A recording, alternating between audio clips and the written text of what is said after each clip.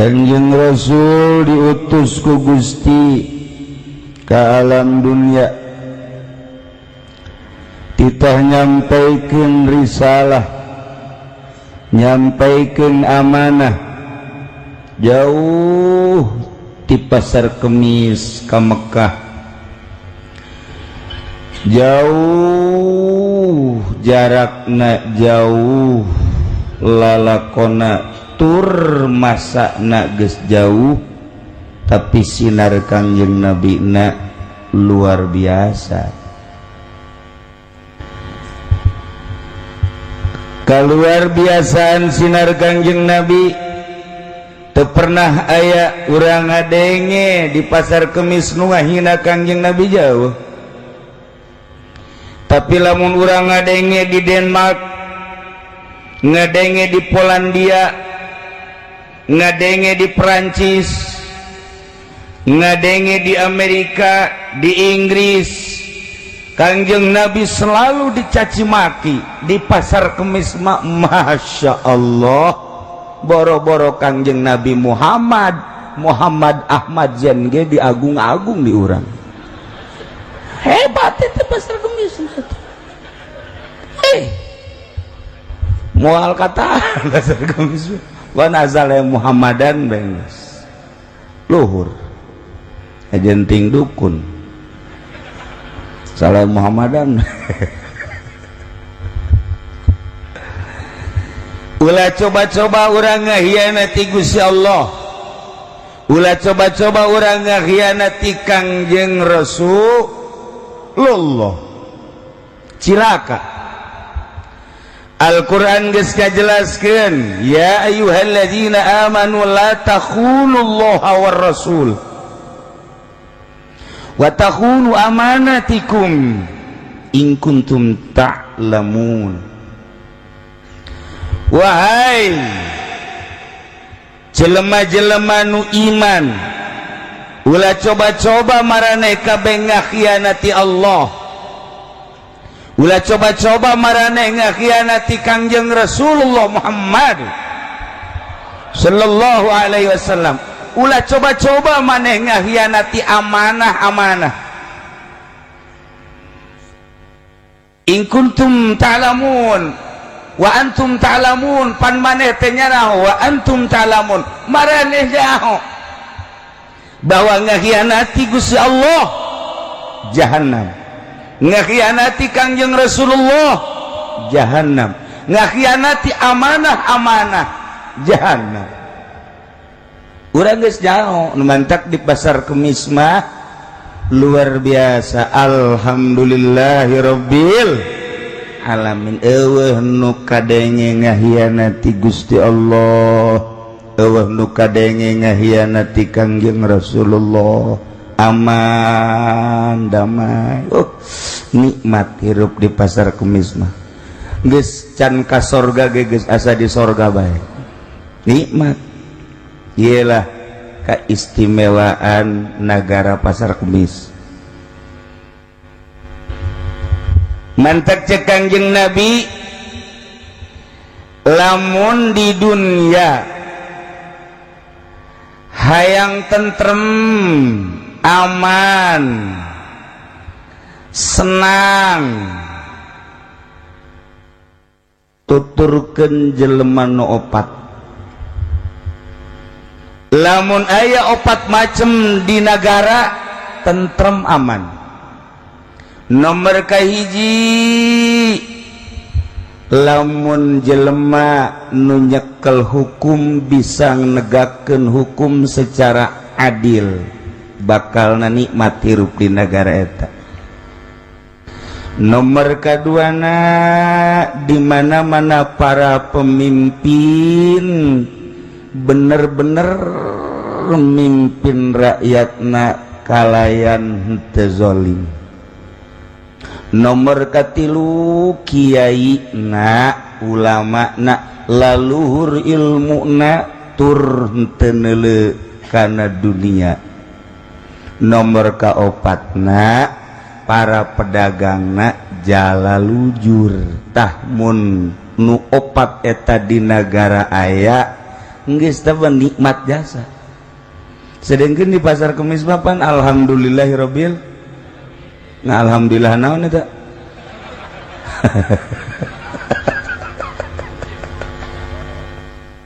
aduh barang Kangjeng Nabi ceramah eta nyampaikeun eta di zaman Kangjeng Nabi mah setan teu kuateun ngalawan Kangjeng Nabi. Kangjeng Nabi pupus langsung dicekel kekhalifahan ku Sidina Abu Bakar Siddiq, mulai setan ngayakeun musyawarah. Begitu Sidina Abu Bakar Siddiq aya dilanjut ku Sidina Umar, musyawarah para setan geus makin luar biasa. Begitu Sidina Umar, Sidina Utsman, Sidina Ali, setan geus mulai ngayakeun sidang. Begitu di kepemimpinan Jokowi, setan langsung turun ke negara Pasar Kemis. Iblis raja setan ceramah persis kos Habib Rozak ceramahna tadi make nyanyi heula gitulah setan.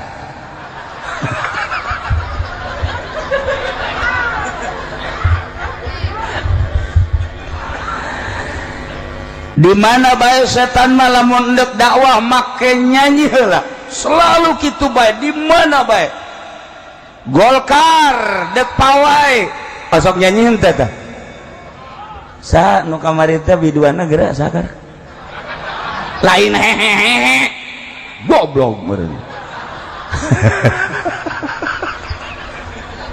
sebutkan biduana saha ayo sia mun teu disebutkeun burut sia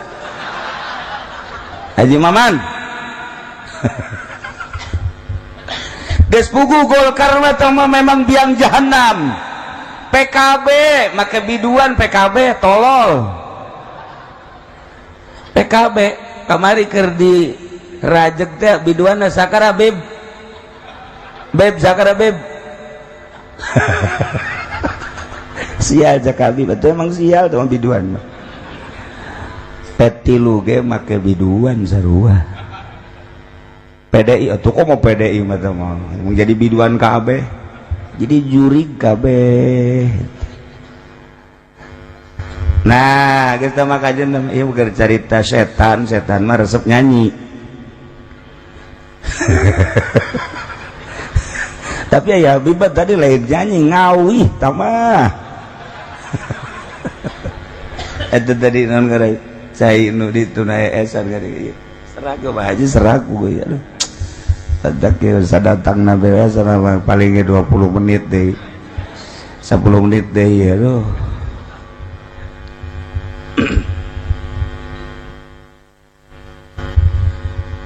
Setan datang, raja setan pidato, tempat pidatona hiji di Puri, ulah kenceng-kenceng nyebut Purina deket Imaeng.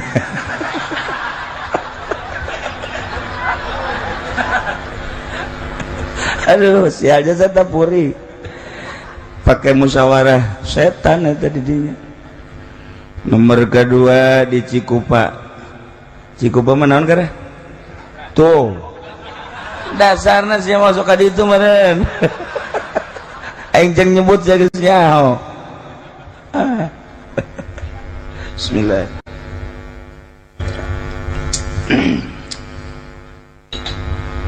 Cek setan,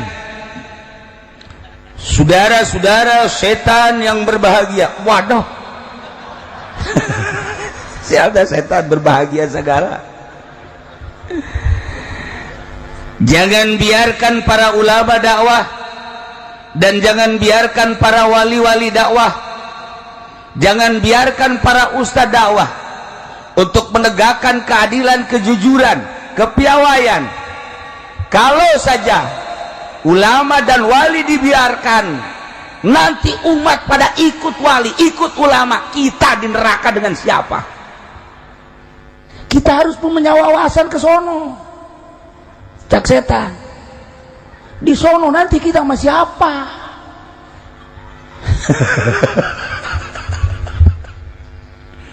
Dengan demikian saya jauh-jauh dari planet sana ke sini ini membawa 4 bendera.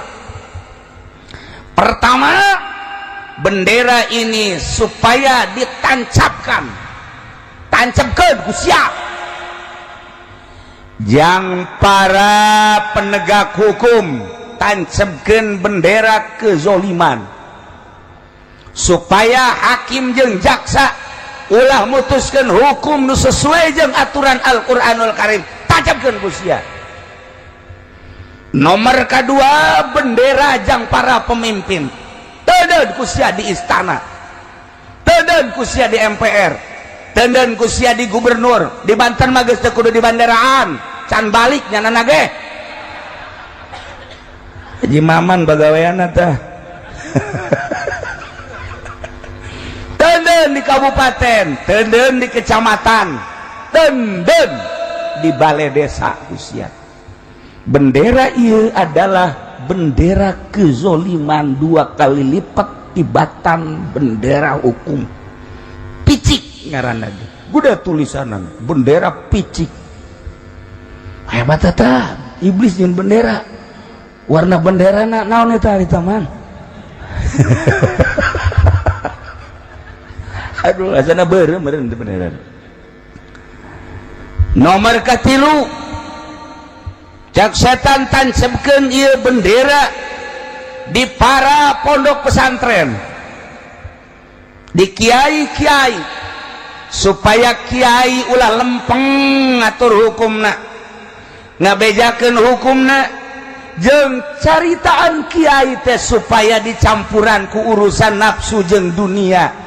Bila perlu kiai na kawinkeun jeung simbah ku sia. Asal ceramah bere awewe, asal manggung kori-kori bere cewek, kiai-kiai bere ku sia. Masya Allah, orang geus aya ti dituna sial ta setan. Jaka aing macan aya ta setan. Maksudna nu ngawinkeun gitu. Nomor kaopat, ieu teudeun bendera di toko-toko, di pedagang di pasar, supaya para pedagang ieu ulah jala lujur dagangna. Disebut liwaul kidhib, bendera bohong. Dan ku sia obat ya. Awas. Aing sebagai pemimpin setan yang bernama Raja Iblis, aing dek balik ke singgasana. Cuman tetap aing memantau perkembangan bendera nu kusia ditancapkeun, coba berpengaruh atawa henteu. Lawan kusia kiai-kiai, lawan kusia wali-wali. Teu ngarti aing mah sia.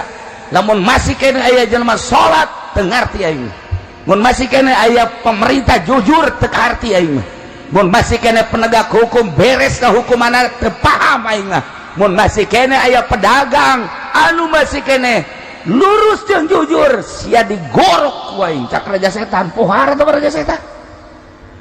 Ya Allah ya Rabbi, nu mentek kula liwat ka kecamatan aya bendera setan, wer liwat ke balai desa aya wer eta aneh. Di RT ge aya deui. Heuh pan RT mah leutik aya di RT. Ya Allah, kedua sana balik terus gitu teu kuat itu kula deh. Sakibenya orang ngadoa.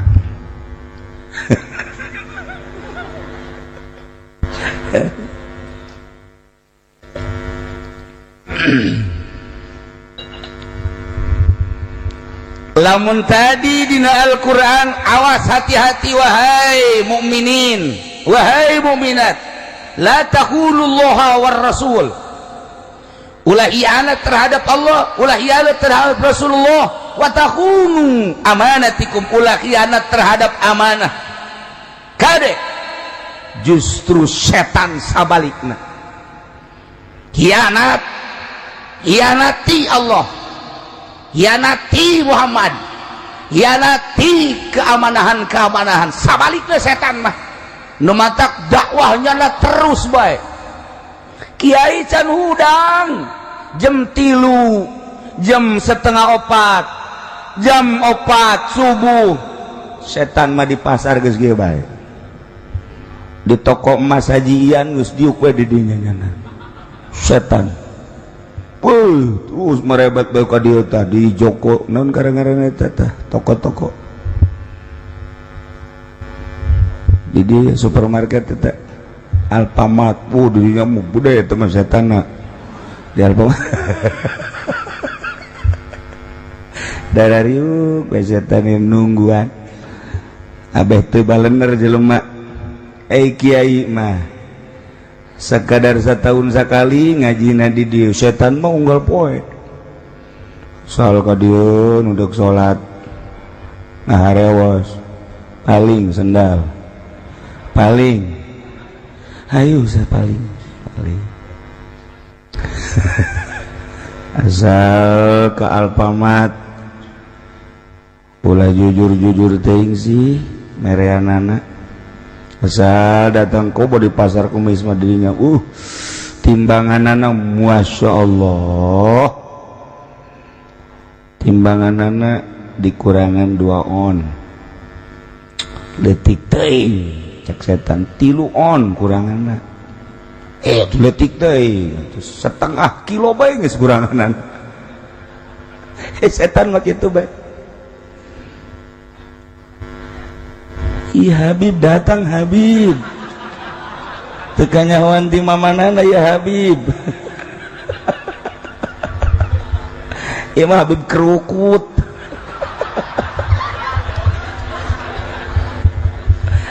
Nimanyana setan loba jasa ngitungan karung 100 kudu jadi 80 bete sial tah setan.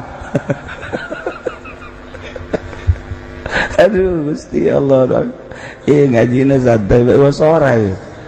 Aduh. Tetapi para sahabat istimewa, para tabi'in istimewa. Salah satu tabi'in aya nu ngaran Yunus bin Ubaid. Yunus bin Ubaid nyana boga tempat eta kedaina tokona dieusian ku perhiasan cincin loba jasa. Di Sungai Dare aya, Kalimantan aya, Batu Garut aya, wih pohara jasa. Kalimaja aya, Maya macak encek, atuh urang mah maja. Perhiasan luar biasa lobana, mutiara emas dan lain sebagainya.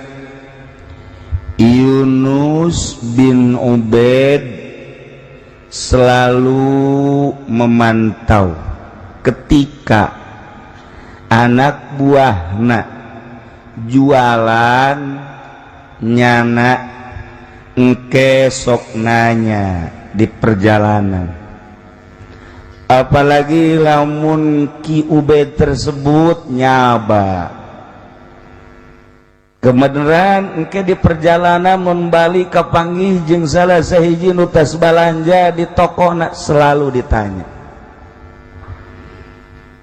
Kabeneran Ki Ubaid nitip ka adina jeung ka pelayan nu lain. Mun ceuk ngomong urang mah wahai para pelayan, terutama adik kaula ye, kula poe ieu rek berangkat harita di Madinah, kula rek berangkat ka Syam.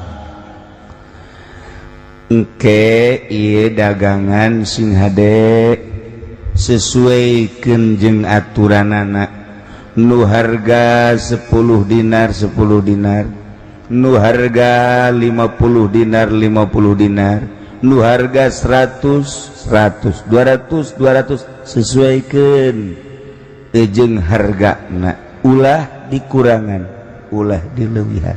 Paham? Paham. Berangkatlah Ki Ubaid sepoe 2 poe ka 3 poe pulang barang pulang geus tereh deukeut ka imahna kapanggih jeung salah sahiji urang Arab nyana katingali mantes balanja di tokona geus sakitu diseto tuan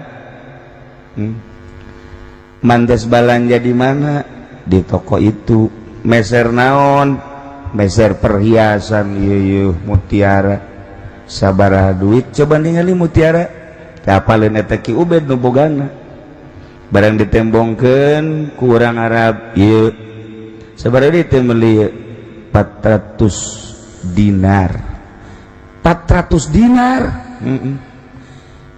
waduh cek cenah ieu mah balik deui ka ditu balik deui ieu hargana cuma 200 dinar ih cek urang Arab kula mah kajenteng 400 dinar ge geus mantep bae lantaran kula ge pedagang di lembur kula di ditu ieu bisa dijual 500 dinar jadi ku ayana kula meuli 400 geus kauji di ditu dijual bisa 500 dinar teu masalah geus lain gitu tetep ieu hargana cuma 200 dinar mesti balik deui ka ditu cek urang Arab ulah lah henteu balik deui bae ka ditu balik deui iya harganya cuma 200 lain 400 kula mah ridho cek orang Arab sanajan ridho tetep balik deui dipaksa eta urang Arab balik deui ke toko begitu balik deui digerokeun pelayana jeung adikna dibejakeun maneh ngajual perhiasan poe ieu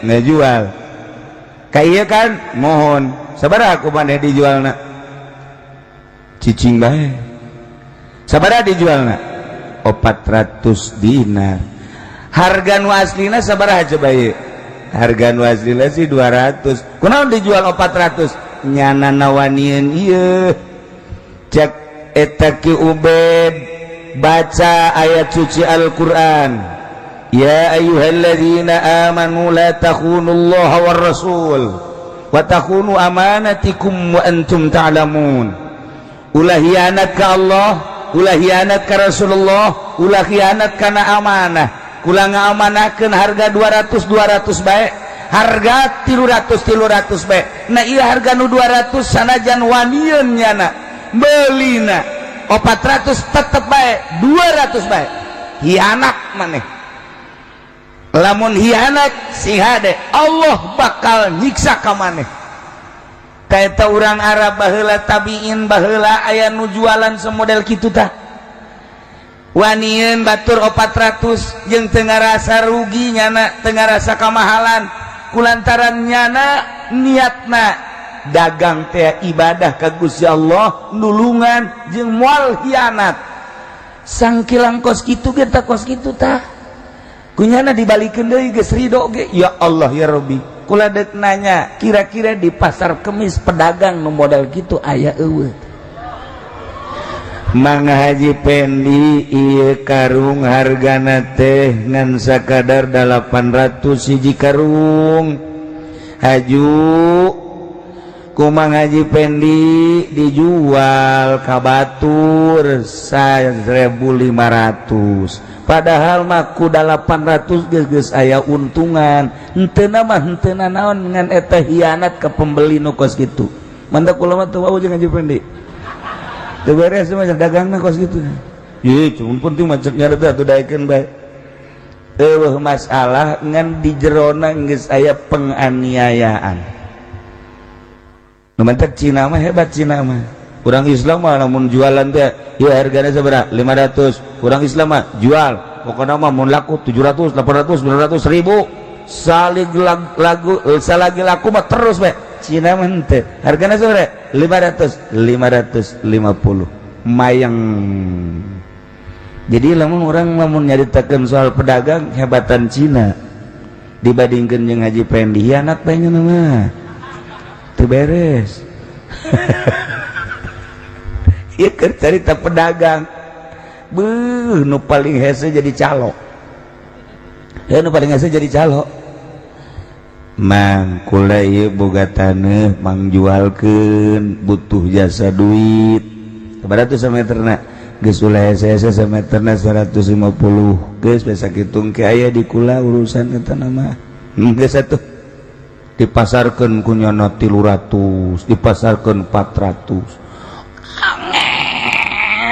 jasa kalaku teh kubal eta gitu teh calo angel gara-garanya menang manjang mangga mahalkeun harga kan jadi angel urang kan nungguan duit tah ieu geus hianat tah nu mah calo mah nu mangfaat coba ge deule calo sugi bek sugi bek calo eta kos eta hianatnya hianat memperlambat pasaran hianat geus mah titah 150 300 telaku 200 wamen jasa duat teu bebeja deui kanu boga nama mun bebeja mah eta laku 200 rada deres iman henteu kanu bogana tetep 150 dijualna ku nyana 200 nyana geus menang sameter 50 menta deui kanu bogana eta calo eta di Palembang di Palembang eta kan barang di dalam KTP na pasar kemis ya tuang banget hianat orang lamun nyaritakeun tentang hianat ka Gusti Allah geus puguh Kristen jeung Yahudi orang lamun nyaritakeun hianat ka Kangjeng Rasulullah tingali untuk orang Polandia tingali orang Denmark tingali orang Perancis tapi kan ararame orang Polandia mantes ngahianati Kangjeng Rasulullah tiba-tiba manehanana terus ngalamun ka jero kamar ngalamun hidayah datang susup neangan kiai nu bisa ngasupkeun Islam asup Islam ka Mekah tobatnya nak model menghianati Kangjeng Rasulullah nu di Denmark asup Islam sarua. Nah ieu mah keur carita kadengena batur mah ngahianati di pasar Kirmis Majang eueuh nu ngahianati Kangjeng Nabi ngan aya ge nu teu salat tanu teu salat ge eta ge termasuk ngahianat ka Kangjeng Nabi insyaallah ka neraka tah ge aya di pasar Kirmis oh iya mah Sindang Jaya lain pasar Kemis lain mata orang Sindang Jaya mah ka surga moal mal ka neraka mah orang pasar Kemis aya nu kos kitu di Sindang Jaya mah eueuh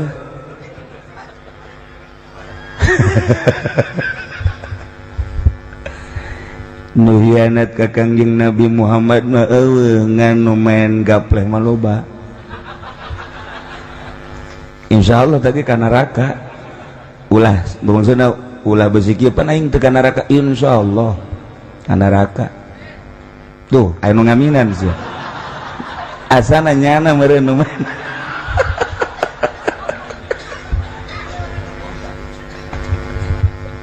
ya Allah ya Rabbi aya anu ngahianati ka Kangjeng Nabi mah teu kadenge di pasar Kemis di Sindang Jaya teu aya cuma nu mabok mah ambalaya insyaallah eta ge insyaallah ulah boga kamang-mangan pasti neraka insyaallah teman-teman cak Habib Rojak tadi insyaallah ya kita ke surga bohong ka Habib Rojak ka bohong emangnya na pembohong kelas kakap nya eta sakieuna mah surga kumaha emang bapana buku mararabok ki jelema aya nu ngahianat ka Kangjeng Nabi mah eueuh ngan nureuneuh memeh nikah di pasar Kemis di Sindang Jaya Masya Allah barang dihitung kukula ye nu bebeja ka kula bae bener nih bae nu bebeja ka kula aya nu geus 4 bulan aya nu 3 bulan aya nu 2 bulan aya nu kakarak jadi doang cenah kumaha ye kiai jatuh kuna bebeja ka aing sia sia nu boga kalakuan kos gitu ka Haji Maman tuh bebeja tuh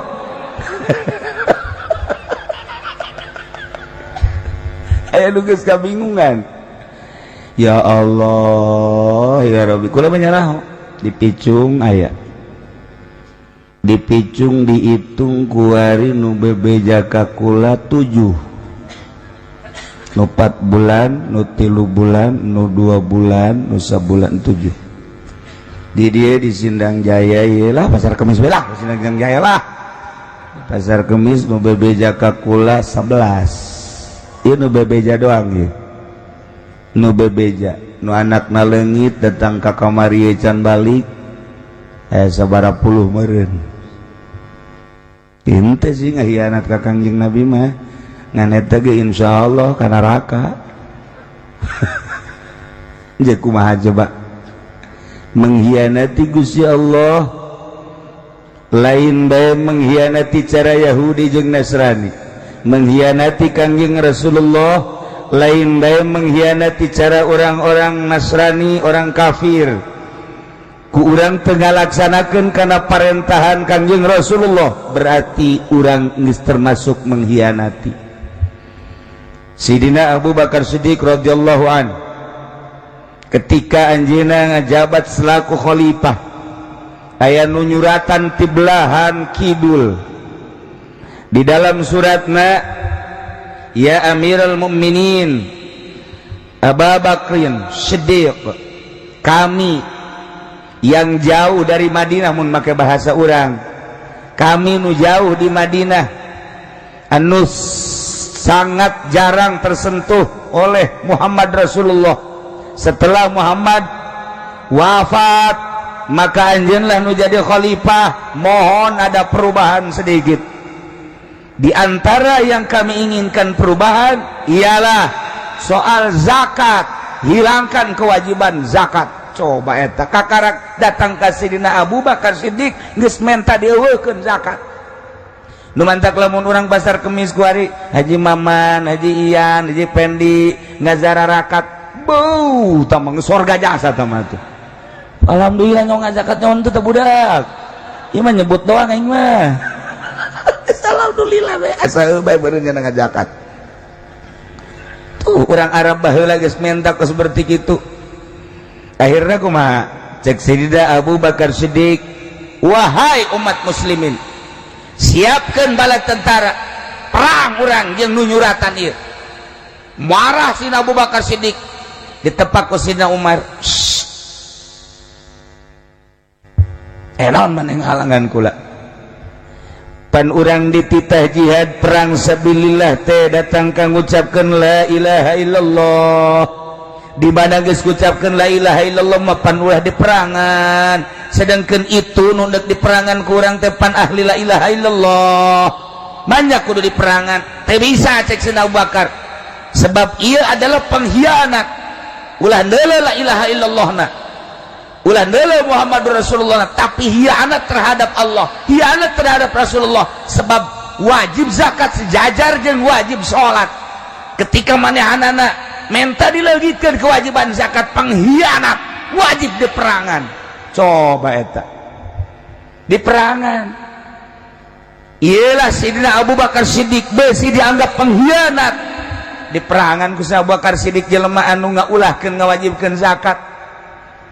Lamun pamarentah urang kuari ieu pamarentah urang kuari ieu lamun merangan pengkhianat Allah, pengkhianat Kangjeng Rasulullah beuh termasuk pamarentahna nu kudu dipaehan. Guys, je pengkhianat mah lulu atuh.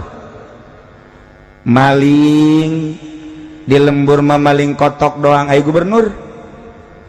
Eta teh pan bapak buah camat eta. Maling.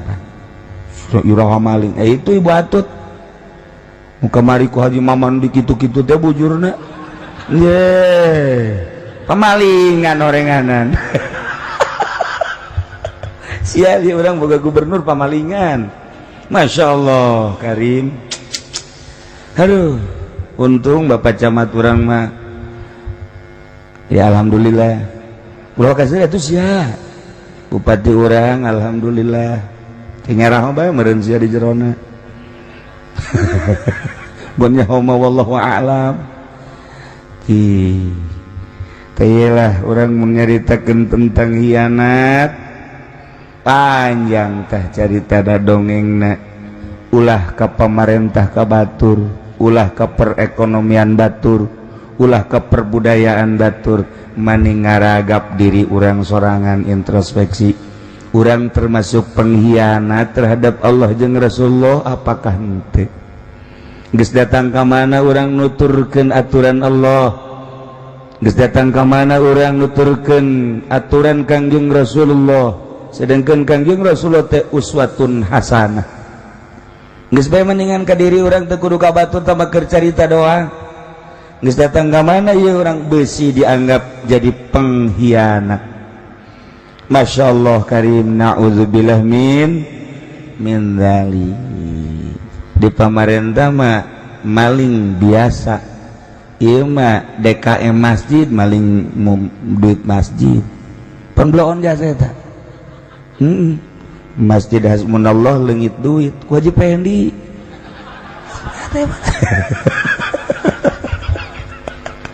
atuh lamun teu diterwag mah teu kanyahoan ngan untung diterwag ceknya ieu mah lain dipaling disimpen disimpen diamankeun atuh lamun teu ditanya mah aman mah terus.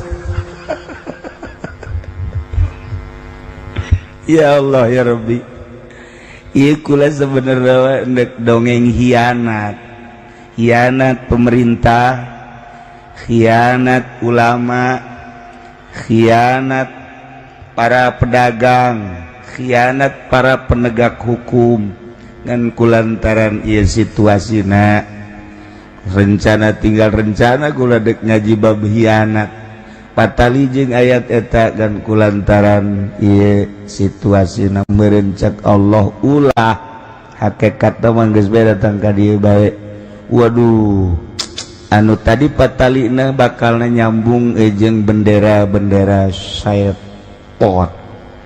Apakah pemerintah orang akur jeung bendera Al-Quran atau jeung bendera setan aya dongengna? Apakah jaksa jeung hakim akur jeung bendera Al-Quran atau akur jeung bendera setan? Apakah para ulama akur jeung bendera Al-Quran atau akurna jeung bendera setan? Termasuk para pedagang akurna jeung bendera Al-Quran apa jeung bendera setan?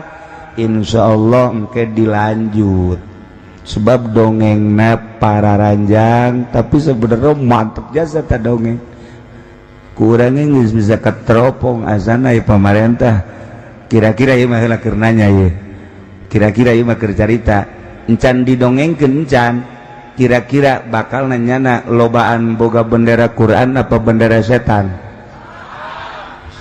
Beres ya man beres kira-kira hakim ieu mah keur encan didongengkeun encan dongeng nah ayo pajang rame jasa ieu mah keur carita kira-kira hakim lobaan nyekelan bendera Al-Quran apa lobaan nyekelan bendera setan? Bingung ya berarti bloon ieu nyana ieu nu bloon pedagang ya pedagang makanya bahasa kemis loba pedagang kan ya. Kira-kira lobaan nyekelan bendera Quran apa lobaan nyekelan bendera setan pedagang?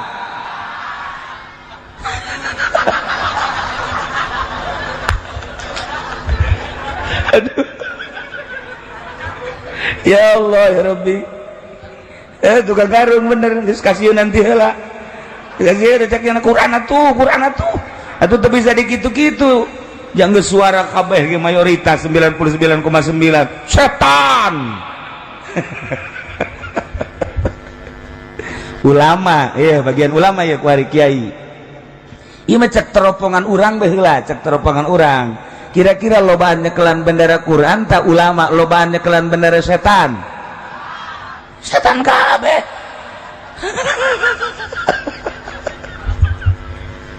Aduh inggis ya tapi insyaallah lain janji iraha deui ke kukula didongengkeunana kulana kurang sehat ya mah jadi dicukupkan sakieu ieu mah hiji mudah-mudahan urang kabehan dibere kuat iman urang dibere mantep iman urang dibere tambah keyakinan urang sehingga urang mantep bener jadi umat Kangjeng Nabi Muhammad sallallahu alaihi wasallam ngan ari ujung-ujung nama sanajan bari jeung urang loba dosa harapan urang tetep urang disyafaatan ku Kangjeng Nabi Muhammad sallallahu alaihi wasallam. Sakumaha tadi cek Habib Rozak atuh asal muludan ahli sorga mantap jasa tah geus.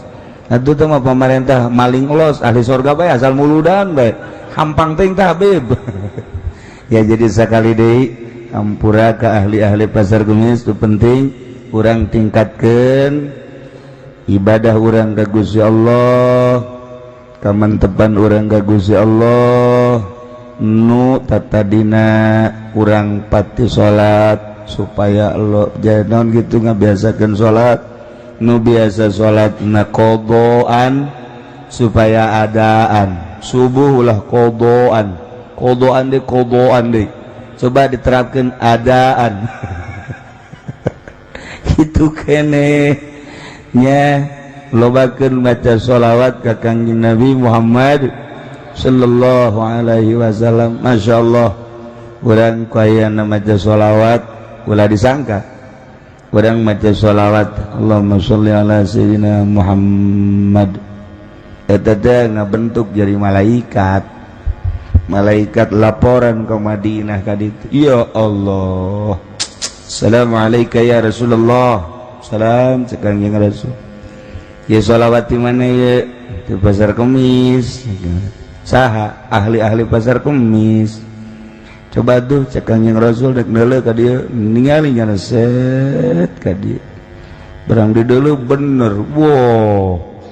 Ahli-ahli pasar Kemis keur ngarariung. Di deuleu aya Haji Pendi. Cekang yang Nabi mah tilok maca sholawat bangunan ieu mah.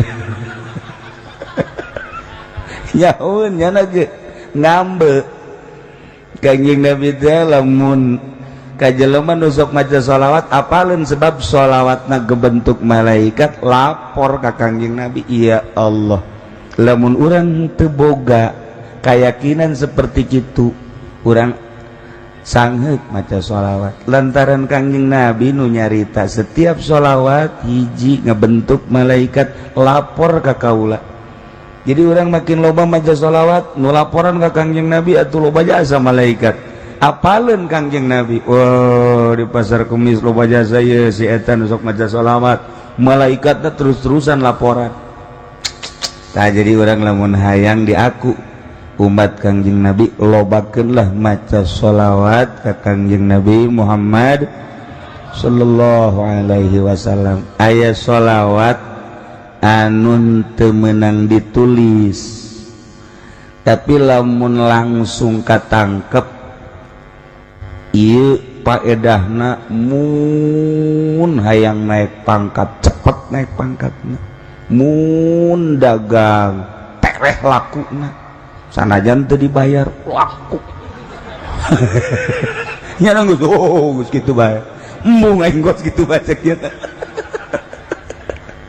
Ya sholawat ngan teu meunang direkam, ieu sholawat ti almarhum Abah lamun katangkep sakali atawa dua kali atawa 3 kali wah ieu mah misalnya dibaca kurang da tereh kawin, lamun dibaca kuno boga pamajikan tereh.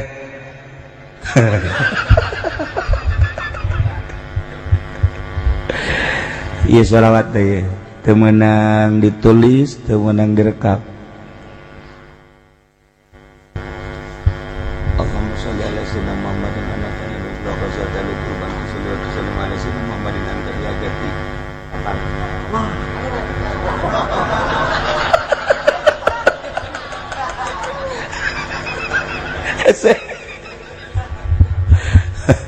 Para jamaah kaum muslimin wal muslimat rahimakumullah, rencana tinggal rencana kula ndek dongeng tetapi situasina ieu kieu dicukupkeun sake apunten tina samudaya kalepatan sareng kakiranganana nu jelas urang ulah hianat ka Allah, ulah hianat ka Kangjeng Rasulullah, ulah menghianati amanah. Panjang tentang amanah ge macem-macem tentang amanah, nu penting urang tuturkeunlah perintah Gusti Allah, perintah Kangjeng Rasulullah sallallahu alaihi wasallam, jauhan larangan-larangan.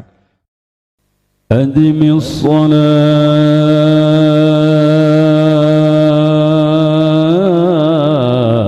الصلاة على الحبيب محمد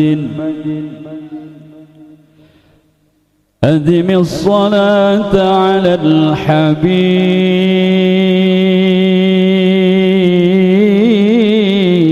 الحبيب محمد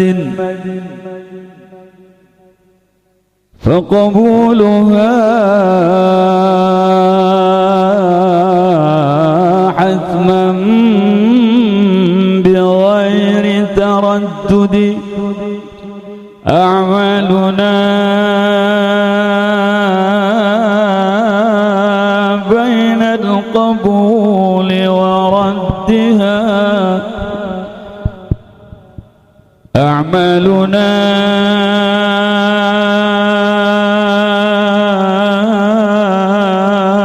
بين القبول وردها إلا الصلاة على الحبيب محمد يا ربي بالمصطفى الله الله بلغ سيدنا الله يا الله واغفر لنا ما مضى يا واسع الكرم يا الله يا الله محمد ذو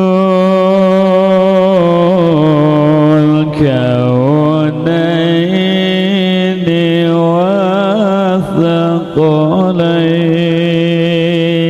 والثقلين والفريقين من عرب ومن عجم يا الله يا الله يا ربي بالمصطفى الله الله بلغ مقاصدنا الله يا الله واغفر لنا ما مضى يا واسع الكرم الله يا الله نبينا الأمير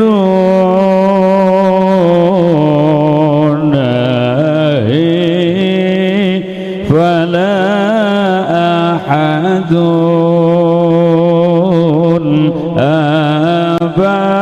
أبر في قولنا منه ولا نعم الله يا الله يا ربي بالمصطفى الله الله بلغ مقاصدنا الله يا الله واغفر لنا ما مضى